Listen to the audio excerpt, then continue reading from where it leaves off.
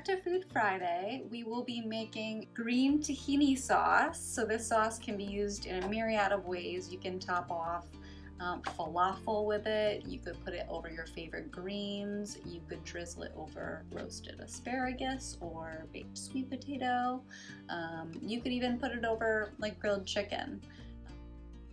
So this recipe includes lots of healthy fats through the olive oil and the nuts and seeds, tahini.